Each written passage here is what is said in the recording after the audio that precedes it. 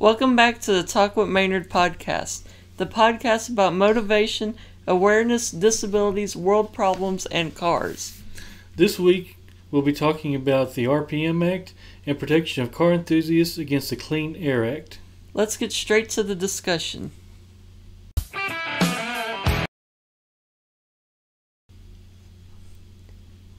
I would like to start this podcast off with some background information on the RPM Act. All of this information comes from the SEMA website. We will be reading information directly from their article on the RPM Act.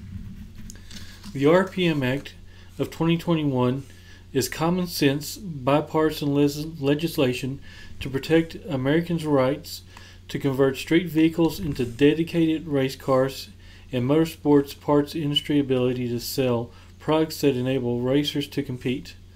The bill clarifies that it is legal to make emissions-related changes to a street vehicle for the purpose of converting it to a race car used exclusively in competition. It also confirms that it is legal to produce, market, and install racing equipment. The RPM Act reverses the EPA's interpretation that the Clean Air Act does not allow a motor vehicle designed for street use, including a car, truck, or motorcycle, to be converted into a dedicated race car. Motorsports competition involves tens of thousands of participants and vehicle owners each year, both amateur and professional. Retail sales of racing products make up a nearly $2 billion market annually. Most of the vehicles raced on the estimated 1,300 racetracks operating across the U.S. are converted vehicles that the EPA considers to be illegal. The RPM Act will provide the racing community with certainty and confidence in the face of an EPA interpretation of the Clean Air Act that threatens to devastate an American pastime and eliminate jobs in our communities. We're going to take a quick break and then we'll be back with our discussion after Guess That Car Sound.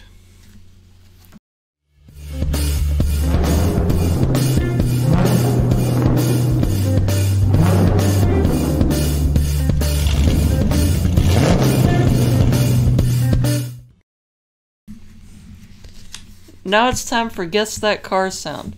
We're going to do Guess That Car Sound a little different this time. This time me and my dad are both going to pick a car that we agree on, and we'll play the sound. After we play the sound, we'll ask you, the viewer, or the listener, to comment on what you think the car is in the comment section below. We'll then pause for a brief minute to allow you to post your comment. Once this minute's up, we will play the videos from the featured car. You got that? Great. Here is the sound.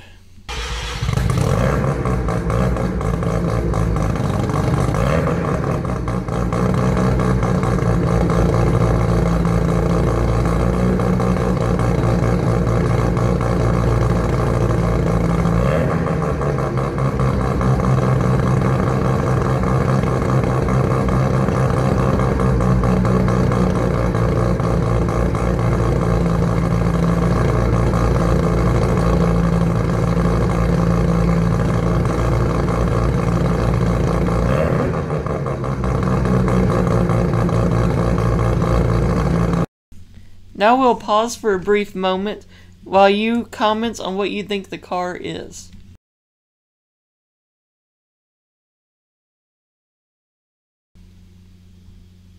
And the sound is from a straight-piped Mazda FD RX-7. Here's the video.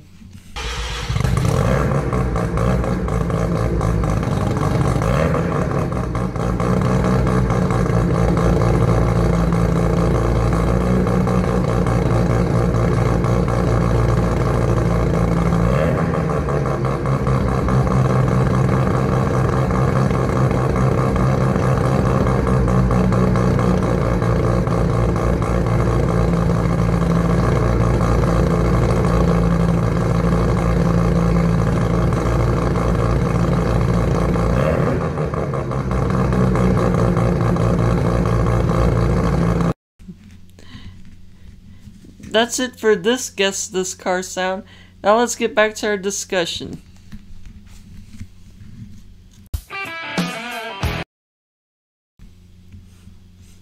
Okay, now we're back with our discussion on the RPM Act. We're a little rusty again. It's been a while since we did a podcast, so this one might seem a little bumpy. Hopefully they get better as we go. I just wanted to let you know that before we get too much farther. So you want to start? Or you want me to start then? You can go ahead and start. So as we stated before, the RPM Act, they're trying to protect the performance parts community and the amateur racer. They're basically saying that if a car has a VIN number, if it was designed for road use, you cannot modify the car for racing or competition, period. Mm-hmm. You can't take anything in the emissions or engine related to try to make it faster, make it perform better, even if the car's never going to see the road again. Mm-hmm. And we know that plenty of people operate illegally. They put parts on their cars that aren't supposed to be on the road. That happens, admittedly. Mm-hmm. But what they're saying is that if the car was at one time a straight vehicle, it can never be a race car. So you couldn't take your Mustang or your Camaro or whatever and turn it into a drag race car, or your Mazda RX-7 or whatever and turn it into a drift car. Mm-hmm. Whatever, it's only ever being a street car. And what's crazy about this too is it doesn't matter if you're trailering your car to an event.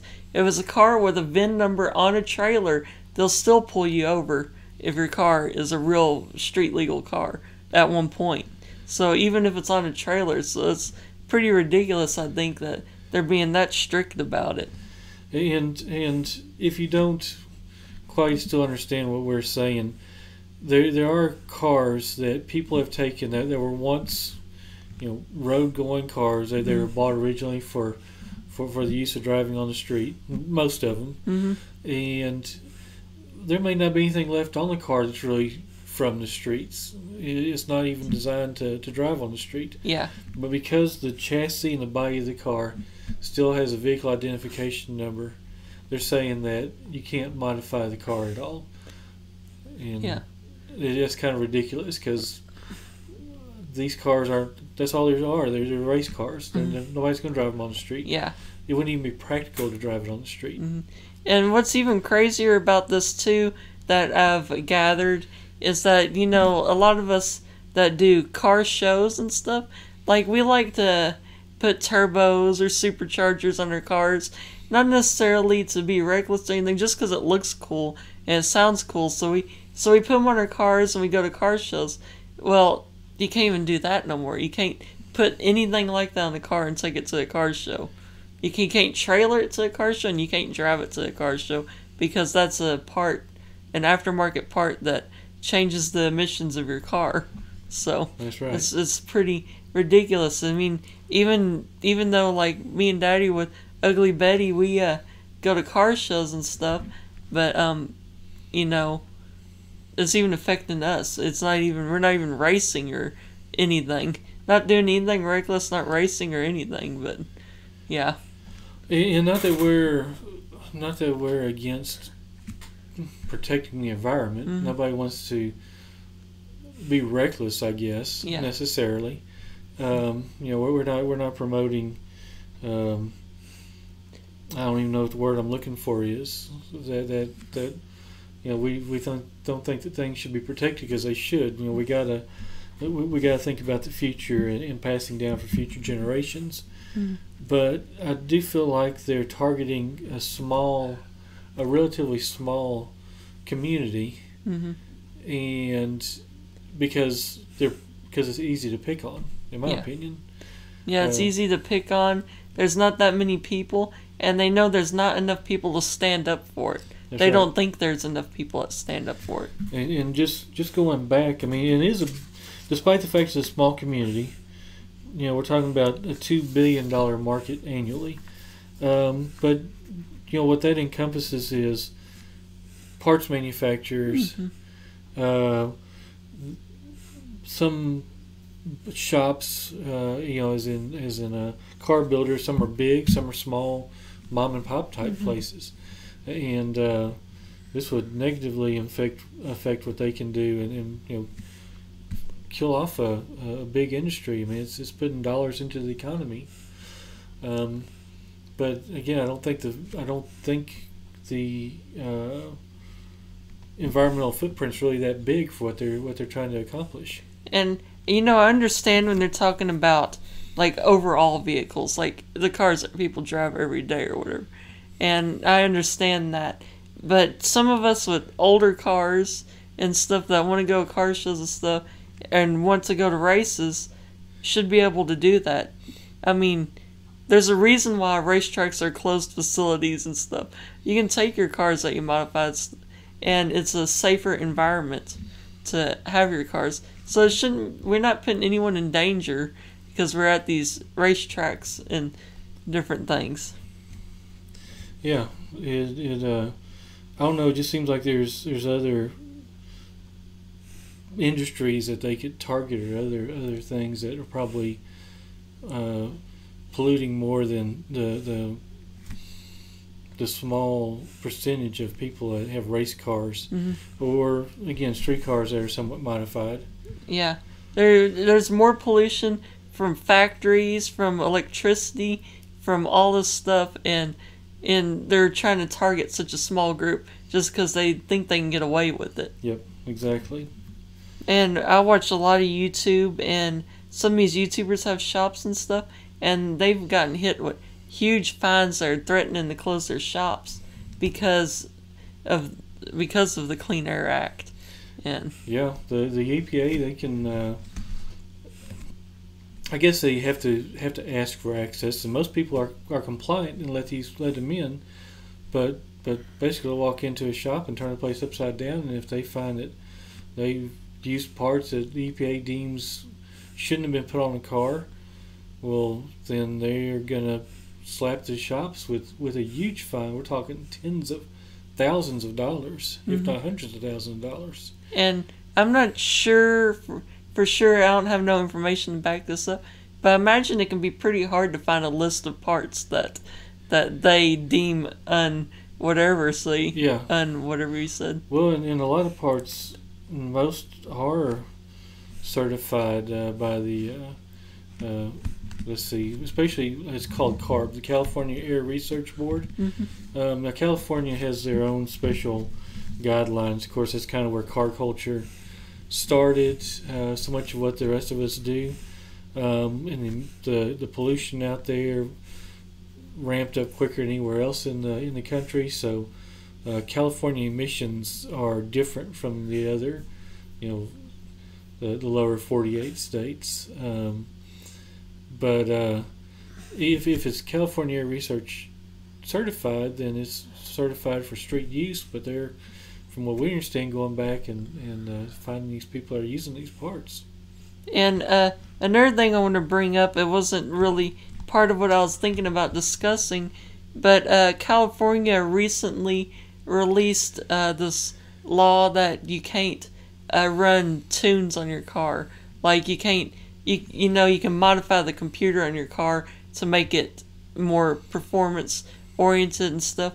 And it's just in California, but what's scary is anything that happens in California slowly makes its way out of California. Yeah. California kind of leads the way, and that's causing a lot of problems with people too. Yeah. They do, especially people that already had cars tuned when it was legal to do it.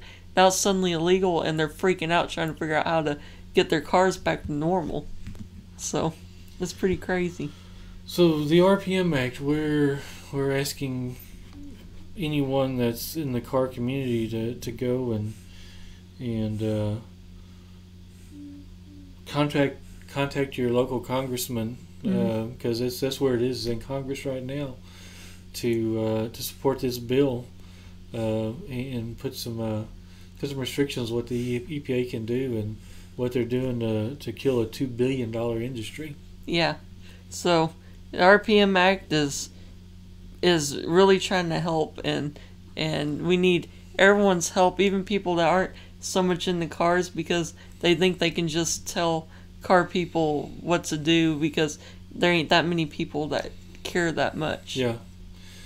And I think about being a small niche. I don't know. I guess I look at other things and the amount of fuel and waste and whatever I feel like goes into things like professional sporting events or sporting events period. Mm-hmm.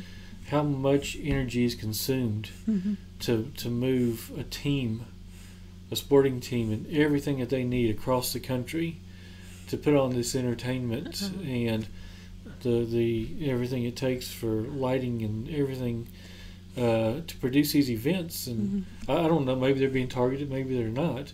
I know that that's a big industry as well. Yeah. But they're kind of needlessly consuming. It's not necessary. So, and but they're going to go over the little guys. We talk about being, equality in lots of things these days.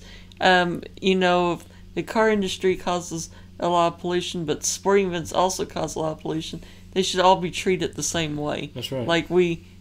Just because we're car people doesn't mean we don't care about the environment and don't want things to get better. Yeah. Yep, exactly. But anyway, I think that's all we really have for this discussion. So we're going to take a quick break, and we'll be back with the closing of the podcast.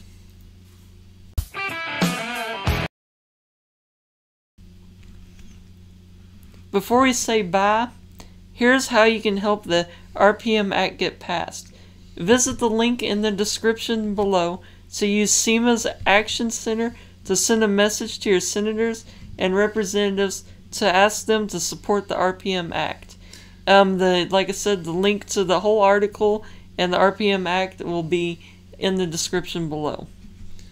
That's all we have for you this time. Thanks for watching. Be sure to follow us on Facebook at Project Maynard's Thing, on Instagram at Project Maynard's Thing, and on YouTube by searching Project Maynard's Thing, and on Twitter at Project Maynard1.